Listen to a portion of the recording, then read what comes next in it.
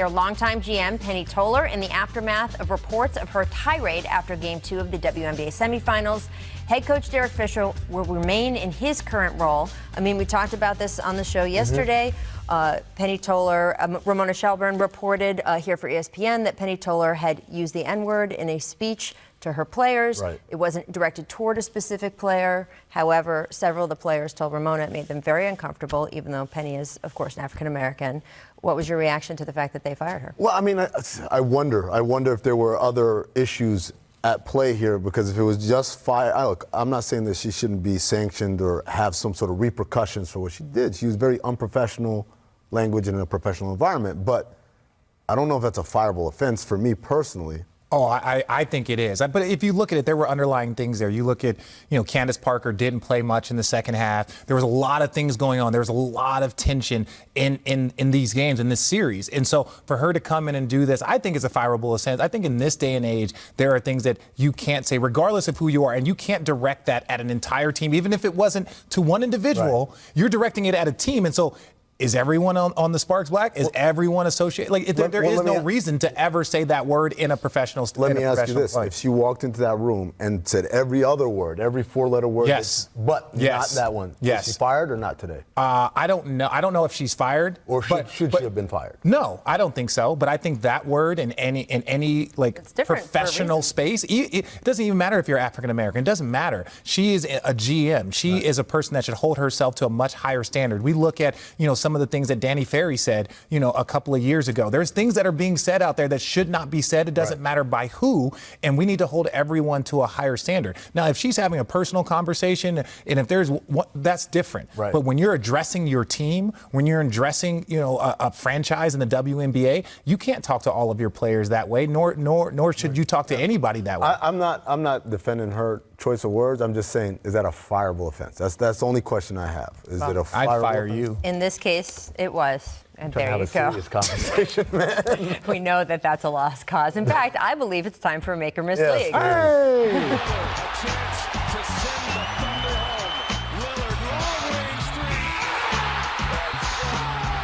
It's a Make or Miss League.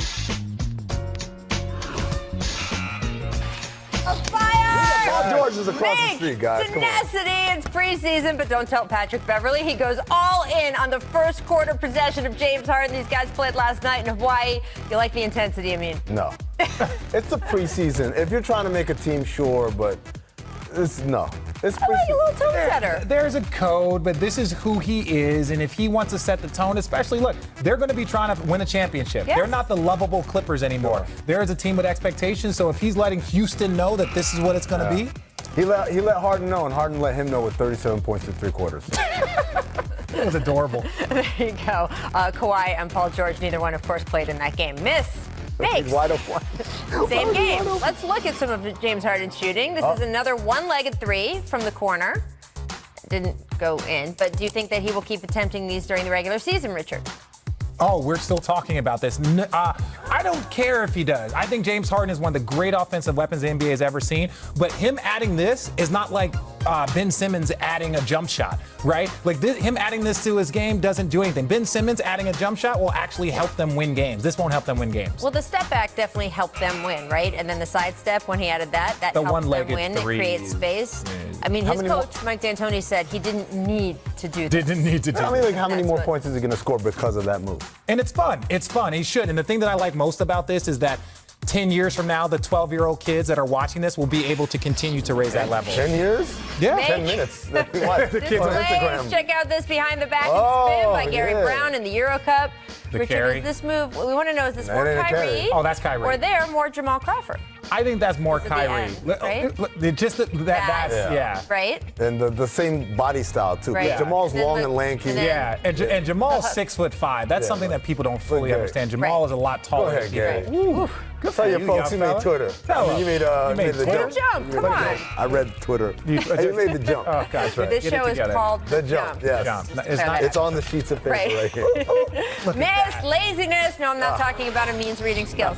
Jimmy Butler's been waking up at 3 a.m. to work on his game in Miami, and it's starting to rub off on his teammates. Myers Leonard and Bam Adebayo joined him. You can see Myers posting 3:33 a.m. And the tweet he said, look, I don't like to be outworked, so I decided I was going to join him too. I like the culture sets in Miami, even if it only lasts a day or two. And then our producers just wanted to know if Richard ever woke up at 3:30 to play basketball. No. Well, this is the thing. Miami doesn't have a history of being outworked. So he fits right in with that culture. 3:30 in the morning, I don't know how that translates, but it definitely sends a message to your team as a leader. No, it doesn't. Yes, it does. It is the ultimate look at me, Larry move. 100% look at me, Larry. But they this is said that they Instagram. wanted sort of you said that that's the culture that's always been in Miami, yes. And maybe they needed more of a reset.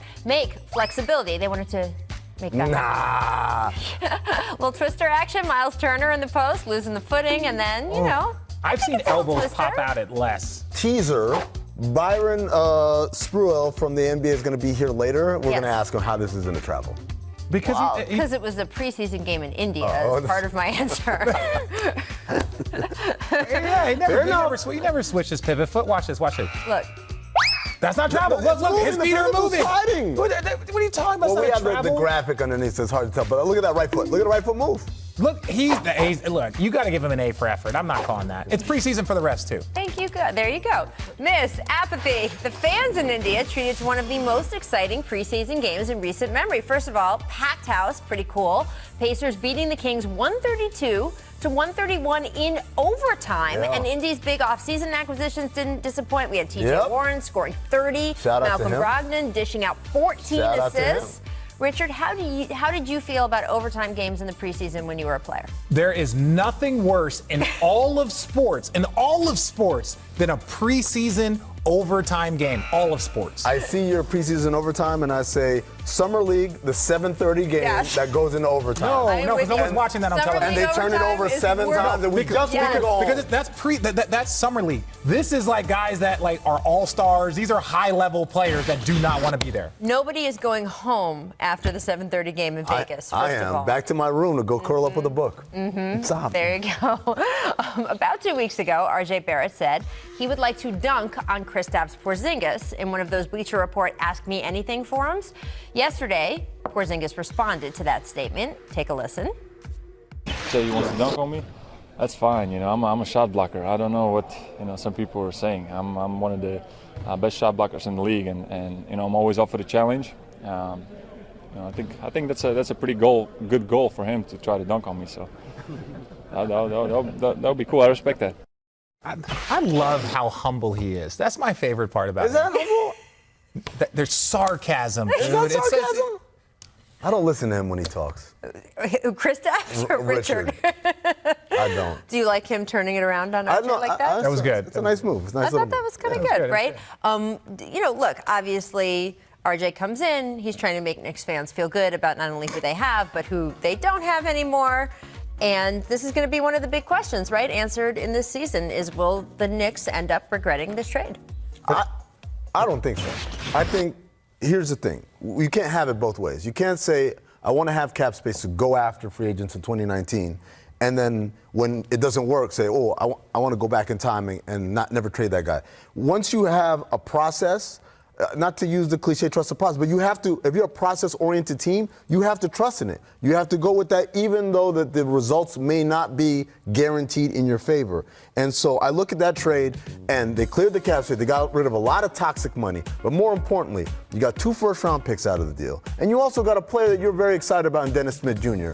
And so, yes, you risk not getting a player better than Porzingis in the offseason, and that's what happened. But they're in a place now of flexibility and assets where they can go after other types of players. Because remember, it's not just Porzingis, but it's Porzingis' medical issues and also off the court issues. Those were things that were involved. Well, and you want people that want to be there. Yeah. And if he didn't want to be there, if the Knicks are ever going to get to that place of just being a normal franchise, they're going to have players that want to be there. They're going to have to develop from within. They're going to have to develop through the draft, and they're going to have to collect assets. Now, when you collect assets, then you can maybe trade for a high-level piece at some point in time. But to sign Porzingis and to say, we want him here and he doesn't want to be there, that's just kind of, continuing that same machine that they've had for the last 15 years that hasn't really generated a lot of success. I mean, look, I just don't think we know yet. I don't think you can sit here today and say, yes, it was, or no, it wasn't, because we don't know what Kristaps is going to be, right? Is his injury is going to catch up with him, and it's going to turn into the next couple of years being like, oh, he almost made it back on the court. It didn't happen.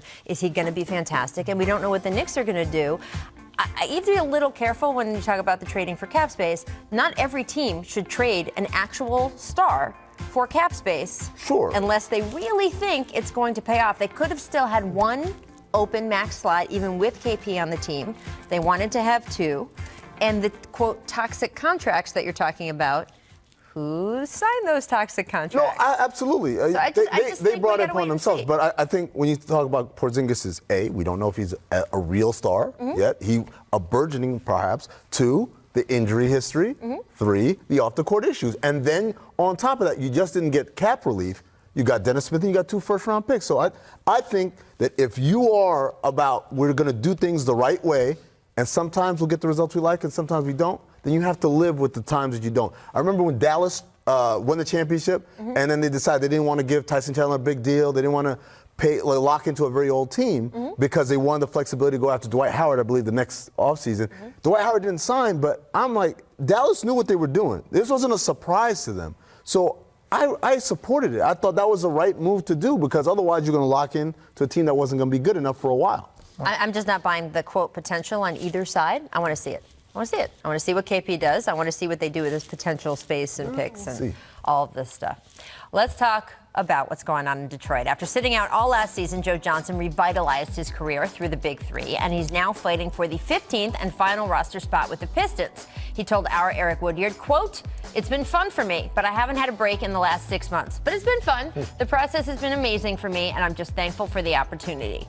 So what do you think, Richard? Will ISO Joe be able to transition back from the Big Three back into the NBA? This is the thing. I don't think it's a matter of him transitioning. I think it's a matter of what Detroit wants, right?